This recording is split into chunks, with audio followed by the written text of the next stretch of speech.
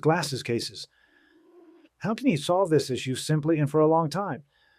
A hard little box like this, basically. It doesn't deform. It takes a fair bit of force to open and close it. Seems fine, but what's inside? Some kind of easily stained synthetic velour that for some reason starts to fall apart. High glass cases should work flawlessly and last a long time, ideally for decades.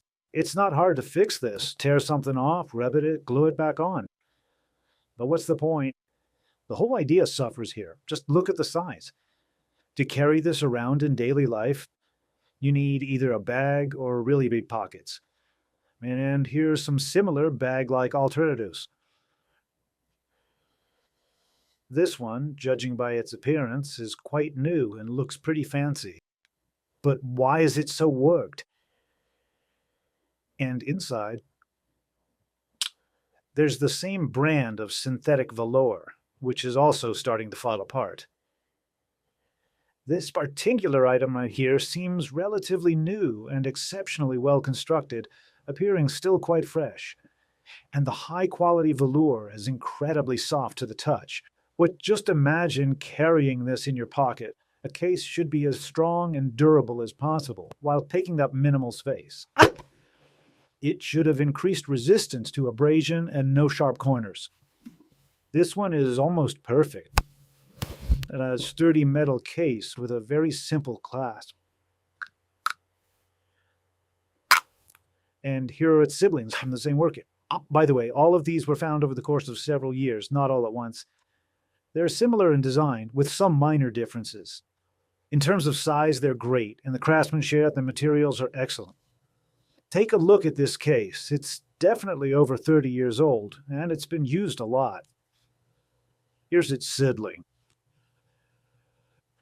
Approximately the exact same physical size, and potentially even more ancient.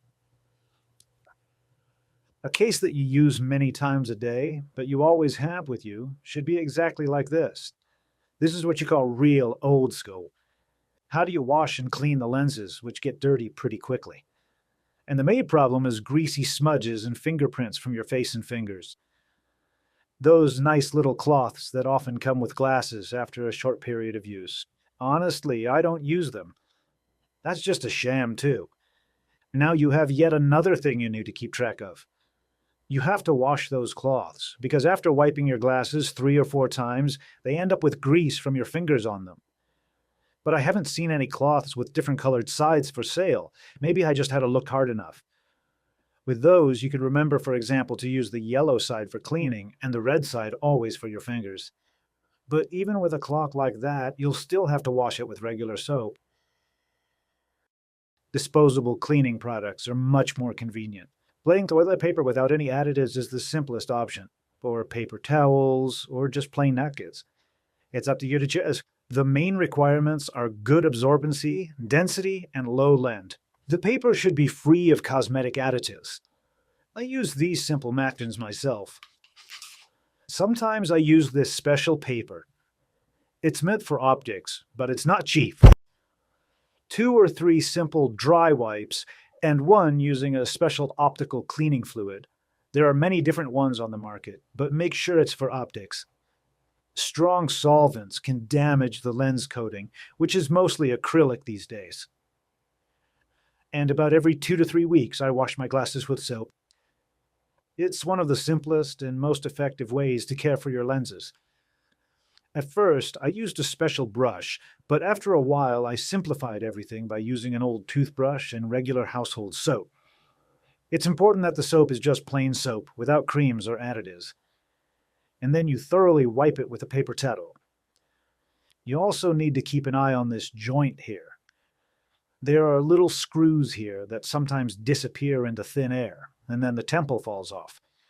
Which, as you can imagine, is a big hassle and means you have to go to the repair shop. So keep an eye on this area. And what should you do with your glasses when you need your hands free for a while? And without putting your expensive glasses at risk. Even regular, good quality anti-reflective lenses cost quite a bit of money.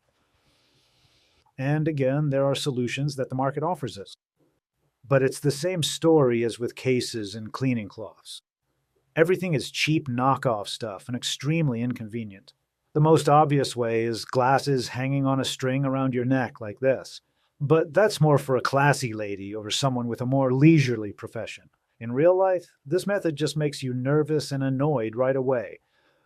Not only does the way the string attaches to the arms of the glasses guarantee nothing, the glasses often end up dangling from just one arm, risking breakage.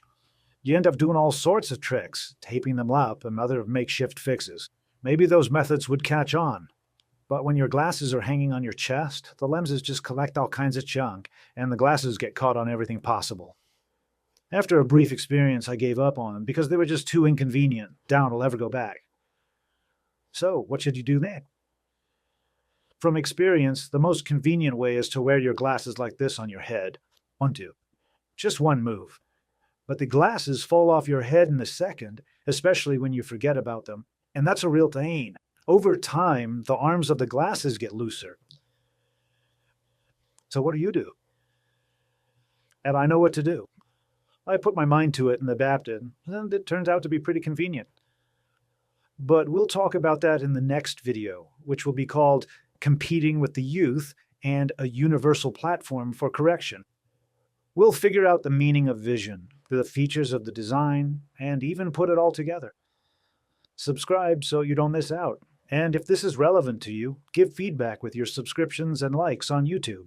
That way, the platform will only promote what you respond to with likes, subscriptions, and comments.